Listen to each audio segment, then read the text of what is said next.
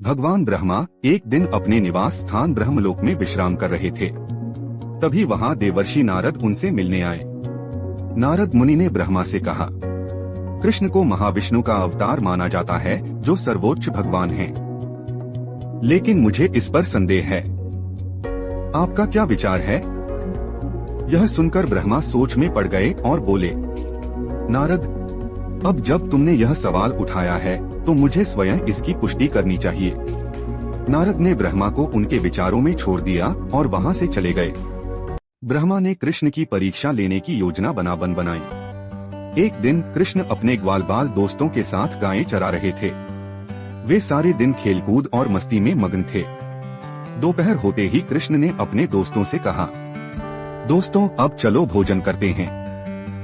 सभी ग्वालबाल एक बड़े पेड़ की छांव में जाकर गोल घेरा बनाकर बैठ गए। इसी दौरान भगवान ब्रह्मा ने चुपके से सभी गायों को गायब कर दिया।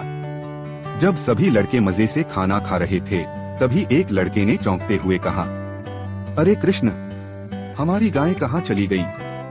देखो, वे उस जगह नहीं हैं, जहाँ हमने उन्हें छोड़ा था। कृष्ण ने शांत होकर कहा, वे शायद कहीं और चली गई होंगी, मैं जाकर देखता हूँ। जैसे ही कृष्ण गायों को ढूंढने के लिए वहाँ से गए, ब्रह्मा ने एक और चाल चली।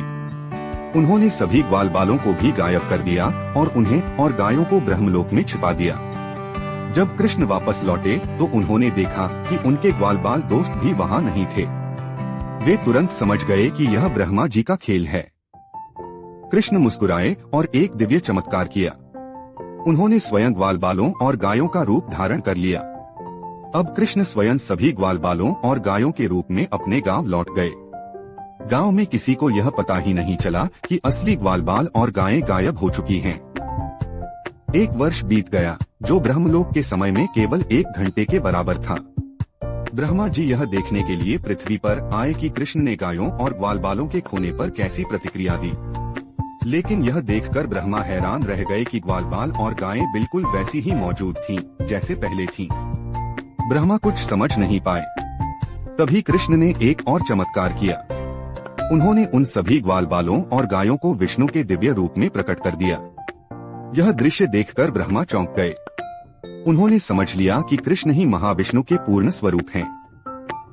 ब्रह्मा तुरंत कृष्ण के पास पहुँचे और उनके चरणों में गिरकर प्रार्थना करने लगे। उन्होंने कहा, हे प्रभु, मुझे क्षमा करें। मैंने आपकी सर्वोच्चता को परखने की मूर्खता की। आप ही सच्चे भगवान हैं। कृष्ण ने मुस्कुराते हुए ब्रह्मा को क्षमा कर दिया।